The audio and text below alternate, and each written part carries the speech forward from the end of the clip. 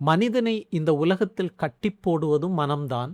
அந்த கட்டுகளிலிருந்து அவனை விடுவிப்பதும் மனம்தான். மனம்தான் நம் வாழ்க்கையின் சாவி.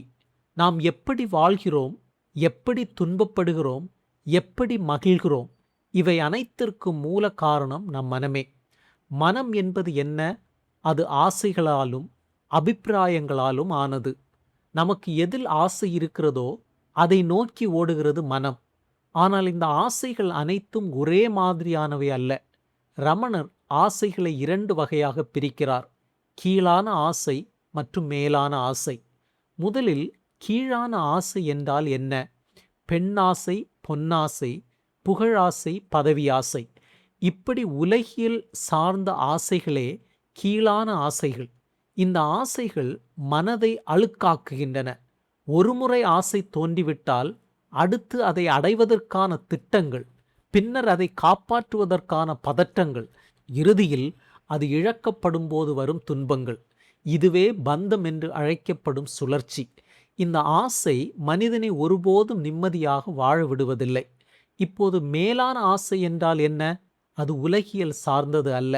அது ஞானத்தை நோக்கிய தேடல், மோட்சத்தை நோக்கிய பயணம், கடவுளை அறிவதற்கான ஆர்வம், சுயத்தை உணர்வதற்கான ஏக்கம். இந்த ஆசை மனிதனை அழுக்காக்குவதில்லை, மாறாக மனதை தூய்மைப்படுத்தி தெளிவை தருகிறது. இந்த ஆசை நம்மை உலகியல் கட்டுகளிலிருந்து மெதுவாக விடுவிக்கிறது. ஒரு உதாரணம் மூலம் புரிந்து கொள்வோம். ஒருவனுக்கு நிறைய பணம் சம்பாதிக்க வேண்டும் என்று ஆசை. அவன் பணத்திற்காக பகலிரவு வேலை செய்கிறான், கஷ்டப்படுகிறான், பிறரை ஏமாற்றுகிறான். இறுதியில் பணம் வந்தாலும் அதை காப்பாற்றும் பயம் அவனை வாட்டுகிறது. இது துன்பம்.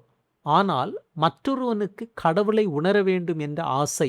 அவன் தியானம் செய்கிறான், சுய விசாரணை செய்கிறான், அவனது மனது அமைதியாகிறது, அவனுக்குள்ளே ஒரு புதிய தெளிவு பிறக்கிறது. இது இன்பம். இப்போது நாம் ஆன்மீக பயிற்சி செய்யும்போது அதன் முன்னேற்றத்தை எப்படி அளப்பது? ரமணர் சொல்கிறார், அமைதியே முன்னேற்றத்தின் அளவுகோல். ஒரு நாள் நீங்கள் தியானம் செய்த பிறகு உங்கள் மனம் எவ்வளவு அமைதியாக இருக்கிறது? கோபம் குறைந்திருக்கிறதா? பொறுமை அதிகரித்திருக்கிறதா? பதட்டம் குறைந்திருக்கிறதா? இதுதான் உண்மையான அளவுகோல். ரமணர் இறுதியாக ஒரு அறிவுரையை கூறுகிறார். சுத்தமான மனதை ஆன்மீக இருதயத்தில் செலுத்துவதன் மூலம் நாம் மனதை வென்று மோட்சத்தை அடைய முடியும்.